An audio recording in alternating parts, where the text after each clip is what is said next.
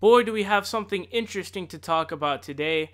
You guys know Sargon. He got into a war with the alt-right. He had a debate with Richard Spencer and other alt-righters and stuff like that, and they went after him, etc., etc. You guys know the whole shebang. We're going to be looking at a little letter that he wrote, which is he sent or wrote, which is sort of a goodbye letter. But before we do get into that, I want to say that if Sargon's watcher is someone he knows, I am trying to have a conversation with Sargon, not necessarily about this, but about other issues.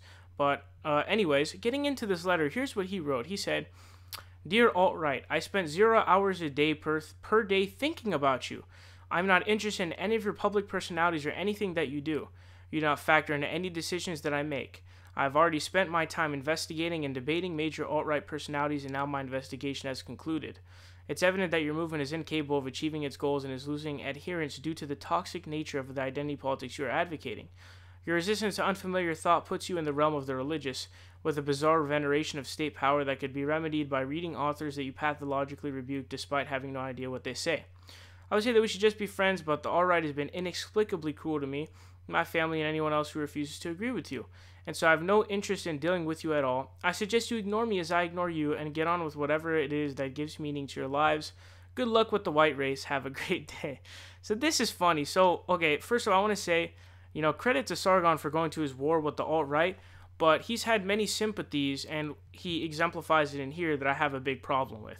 So he starts out saying, "I spent 0 hours per day thinking about you," saying, "I spent 0 hours thinking about you per day," but he's conducted a whole investigation, he says, into the alt-right. So that's obviously false, because if you spent 0 hours a day thinking about them per day in the past, you wouldn't have done an investigation on them, because while you're doing the investigation, you're literally thinking about them. You're analyzing them, the deepest possible thing. When you investigate something, you're doing the deepest analysis possible. And he goes on to say, "I'm not interested in anything," and they don't factor into any decisions he makes. But basically, when he goes on to say, "It's evident that your movement is incapable of achieving its goals and is losing adherents due to the toxic nature of the identity politics you are advocating." So the alt-right is a self-described identitarian movement. But the thing is that I don't understand why Sargon is trying to take the alt-right and basically either suppress or to make this disgusting group, which is a white supremacist, white nationalist, etc., group, into something that's palatable, or something that's palatable enough for him to become a part of.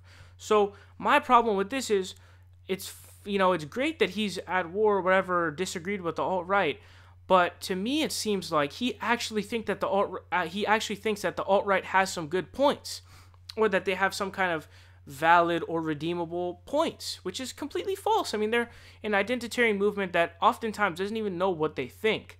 But they're clearly a white supremacist group, and so that's not palatable to anybody, and that should be something that you automatically despise, disagree with, hate on, shit on, all kinds of stuff, right? Just completely, rebuke. But what he's doing here is he's essentially went through an entire investigation to see whether or not, despite their identitarian, self-descriptions of a movement, that there's these redeemable qualities that either outweigh that, or these qualities that are, or they're able to suppress the identitarian movement, which is what I find ridiculous. So this idea that he spent 0 hours a day thinking about them and trying to see if these were palatable, which is stupid.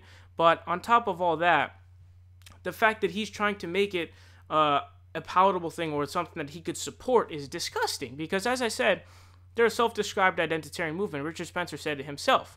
David Pakman asked him that question. So this is just ridiculous, and I want to give him credit for going against the alt-right, but when you make comments like this, it's hard for me to do, because it's clear you're sympathizing and you have certain points you agree with, but they're being outweighed by their identitarian movement.